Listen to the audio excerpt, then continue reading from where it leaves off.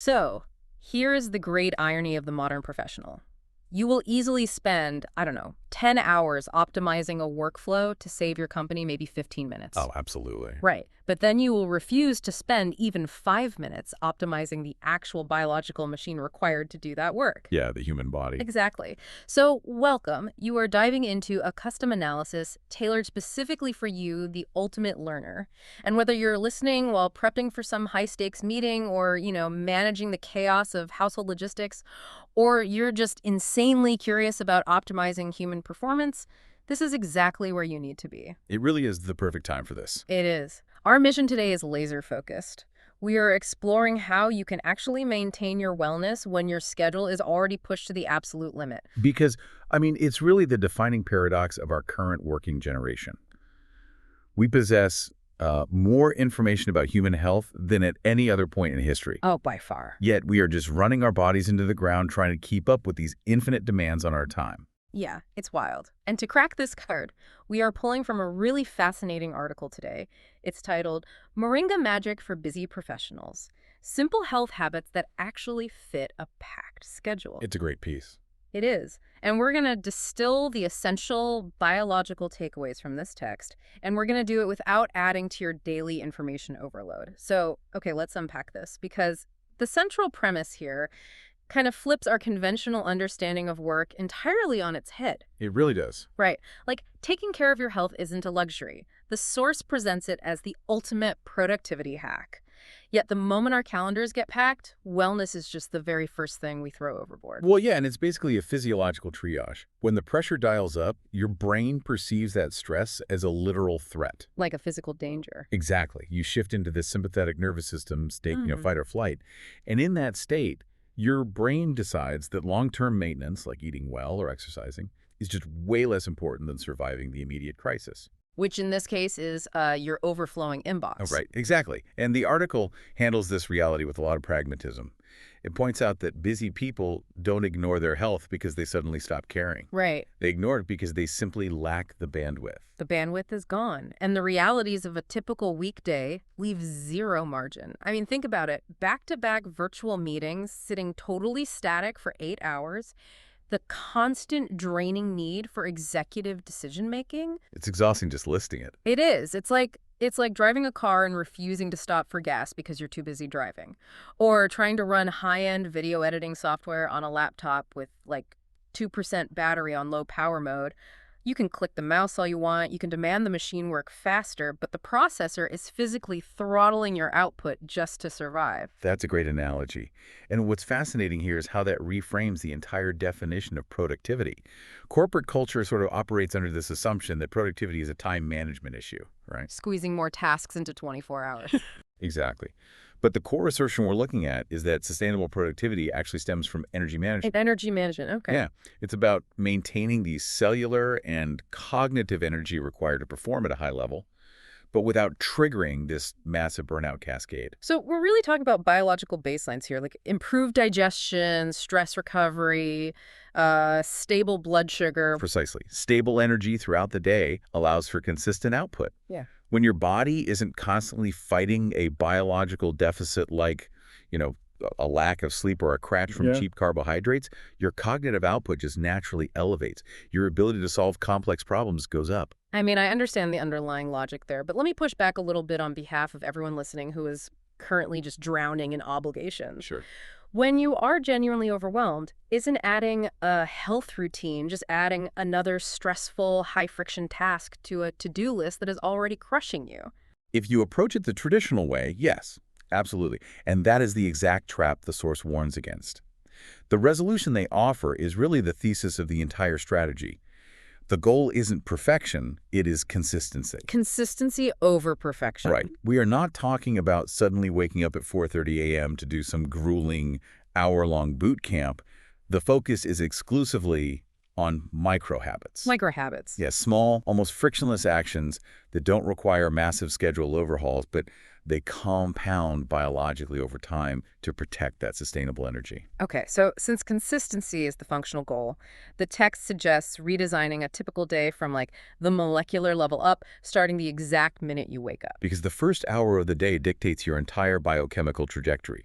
It sets the hormonal tone for everything that follows. Which brings us to the very first major warning from the text, and that is the phone. Oh, yeah. The text strongly warns against checking emails immediately upon waking up, which is, let's be honest, the default setting for almost everyone. Right. I know the temptation is to get a head start, but what's actually happening in the brain when we do that? Well, you are inducing an immediate amygdala hijack. Yeah. When you wake up, your brain is transitioning out of these deeply restorative brainwave states. Okay. And by opening an inbox full of demands, you flood your system with cortisol and dopamine in a highly reactive way. You are instantly orienting your nervous system around other people's crises before you've even established your own cognitive baseline. Man, so you're literally starting the day in a deficit. Exactly. So instead of the morning doom scroll, the text advocates for a highly guarded 10 to 15-minute window. That's it, just 10 or 15 minutes. Which is very doable. Very doable. And the alternatives they list are super basic: drinking water, a 5-minute stretch, a short walk, a balanced breakfast, and just reviewing your daily priorities. It's really about a deliberate biological transition from sleep to wakefulness. And we really need to look at the mechanics of that breakfast recommendation too, because when schedules tighten up, breakfast is almost universally the first casualty. Oh, for sure. It's just too easy to grab a coffee, skip the actual food, and run out the door. But when you skip breakfast and rely entirely on caffeine, you're essentially triggering a famine response in the body. Wait, a famine response? Yeah. Your body senses the stress, it prompts your liver to dump stored glucose into your bloodstream for emergency energy, and you get this fake, jittery high. And then the crash. Followed by a catastrophic crash, usually about 2 hours later. Wow. So you're creating self-inflicted insulin resistance for the morning. Precisely. That's why the text is so specific about what functional fuel actually looks like. It requires protein, fiber, and healthy fats. Like what, specifically? Things like oatmeal with nuts, eggs with whole grain toast, or Greek yogurt with berries. The specific macronutrient profile is designed to slow gastric emptying. Meaning what, exactly? Meaning glucose enters your bloodstream at a steady, manageable trickle rather than a massive, chaotic spike. Which stabilizes your executive function. That makes so much sense. Now, speaking of stabilizing the brain, here's where it gets really interesting. Let's look at hydration. Yes. We all know we should drink water, but the source points out that even mild dehydration profoundly impacts concentration. It's wild to realize that a mere 2% drop in hydration literally shrinks brain tissue. Yeah, it literally pulls away from the skull. That is horrifying, and it forces your brain to work up to 20% harder to accomplish the exact same cognitive task. Dehydration is arguably the most common underdiagnosed cause of the midday brain fog. I mean, your neural pathways rely on a delicate balance of water and electrolytes to transmit signals. When you are dehydrated, the signal literally degrades. And the behavioral hacks the text provides for this don't rely on brute force willpower at all. It suggests keeping a reusable water bottle immediately in your field of vision or, drinking a glass before stepping into a meeting. Which is so simple. Right.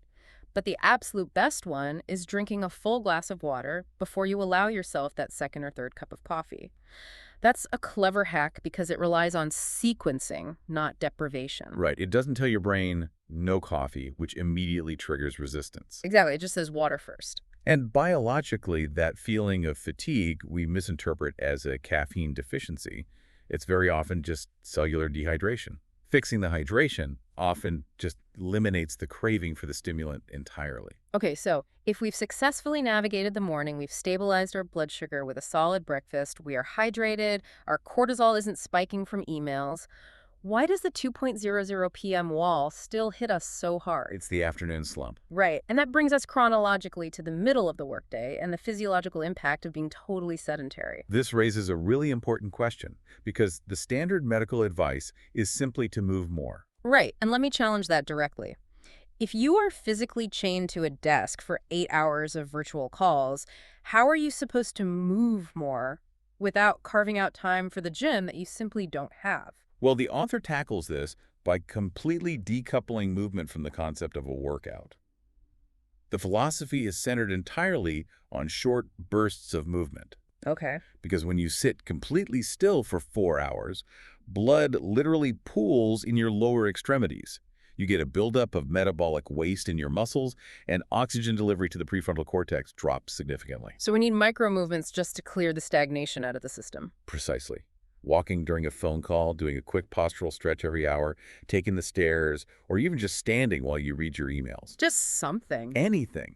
It's not about burning calories or building muscle. It is about lymphatic drainage. It's about mechanically forcing blood back up to your brain and interrupting the muscular tension that triggers tension headaches. It's like resetting the system constantly throughout the day, rather than waiting for a massive reboot on the weekend. Exactly. But movement is only half the battle in the afternoon. The other massive hurdle the text explicitly calls out is the office vending machine, or, the convenience store down the street. Which perfectly illustrates the neurology of decision fatigue. Yeah, because we all know we shouldn't eat a candy bar at 3:40 p.m. We aren't lacking the nutritional information. What the source highlights is that by the middle of the afternoon, we are lacking executive function. Right. After answering 100 emails and managing constant micro-crises all day, your prefrontal cortex is depleted. So your brain defaults to the amygdala's evolutionary desire for quick, calorically dense rewards. You literally lack the neurological resources to resist the temptation at that point. Yeah. Which is why the source's solution is brilliant. It relies entirely on proximity. The proximity hack. Yes, you make the healthy choice the easiest, most frictionless option available. The text suggests keeping smarter snacks physically at your desk, like mixed nuts, fruit, yogurt, roasted chickpeas, trail mix. Things that won't spike your sugar. Exactly. And by having those within arm's reach, you remove the executive function requirement entirely. You're hungry, the trail mix is right there, the biological need is met before the amygdala can even convince you to walk to the vending machine. You're engineering your environment to support your biology, rather than relying on willpower when your willpower is scientifically at its lowest point. Okay, so what does this all mean for long-term sustainability? We've managed the morning blood sugar, we've countered the afternoon stagnation with micro-movements, and we've outsmarted our own decision fatigue. Pretty good day so far. Right. But as we transition into the evening, how do we keep this up day after day without the routine itself becoming a source of burnout? Well, the source introduces a vital psychological framework for this. They call it the 80% rule. Which is really the ultimate antidote to perfectionism. It is. I mean, the primary reason high achievers fail at health routines is all or nothing thinking. Oh, absolutely. If they miss one gym session or eat one unhealthy meal, ego depletion sets in. They experience what psychologists call the what the hell effect. They assume the day is ruined and they abandon the entire protocol. I already ate a donut, might as well have pizza for dinner. Exactly. The 80% rule establishes that making biologically sound choices, most of the time, roughly 80%, is mathematically and physiologically superior to aiming for 100% perfection, failing, and dropping to zero. It gives you the psychological flexibility to actually be human, which is mandatory for sustainability. Yes. Now, as part of that sustainable evening routine, there is one non-negotiable metric. The text says to protect your sleep like an important meeting. And the rationale there goes far beyond simply feeling rested. I mean, in a corporate environment, we treat meetings as these sacred commitments. Yeah. Yet sleep, the fundamental mechanism that dictates our cognitive capacity to perform in those meetings, is treated as entirely negotiable. Yeah, I know the stakes are incredibly high for sleep because that is when the lymphatic system actually physically flushes neurotoxins like amyloid beta out of the brain. Right. But how does the source specifically connect that biological need to our daily professional performance? It breaks down the exact cognitive functions that sleep supports. During deep sleep, your brain is engaging in memory consolidation. It's moving information from short-term storage to long-term networks. Wow. It is physically repairing cellular damage from cortisol exposure. A lack of sleep heavily impairs the prefrontal cortex, which directly degrades your capacity for complex decision-making and emotional regulation the following day. So protecting sleep is literally protecting your primary professional asset, your mind. Exactly. And the improvements suggested are highly actionable. Maintaining a consistent bedtime to anchor your circadian rhythm, limiting screen time to prevent blue light from suppressing natural melatonin production. That's a big one. Cutting off afternoon caffeine so adenosine can properly build up in the brain and trigger sleepiness. And establishing a wind-down routine to signal to your nervous system that the threat environment of the workday is actually finally over. Now, even with an optimized environment, the text does acknowledge a harsh reality. You are still going to face days where the schedule just blows up. Life happens. Right. You are going to eat out, you're going to skip vegetables, and you're going to rely on convenient meals that leave real nutritional gaps. Because you simply can't outplan every variable in a demanding professional life. It's impossible. Mm. And those gaps in micronutrients lead to cellular oxidative stress, especially when paired with a high cortisol lifestyle. Which perfectly frames the specific product focus of the source material. And we want to neutrally outline this exactly as it is presented in the text, simply as their proposed solution for filling these dietary gaps. Right. The article introduces a supplement called Moringa Magic. It's described as a natural wellness supplement derived from nutrient-rich moringa leaves. The source details that moringa is a plant-based option naturally containing vitamins, minerals, antioxidants, and various plant compounds.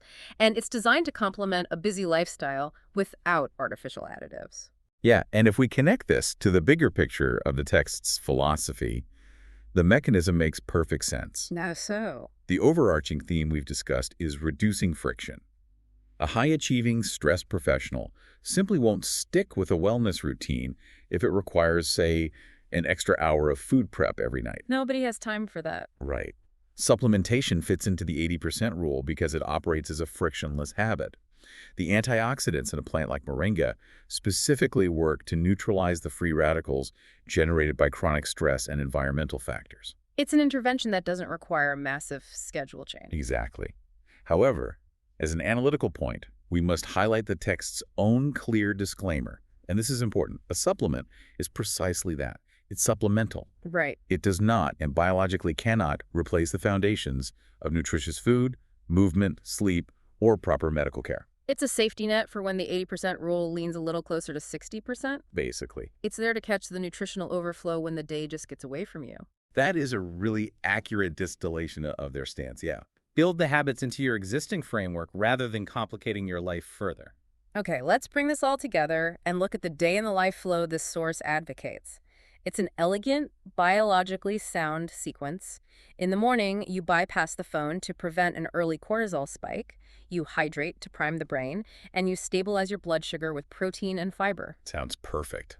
Maybe you integrate a daily supplement like the Moringa Magic they mentioned to cover your baseline, and then you review your priorities from a grounded state. And then moving into midday, you interrupt the physical stagnation with short walking breaks to ensure lymphatic flow.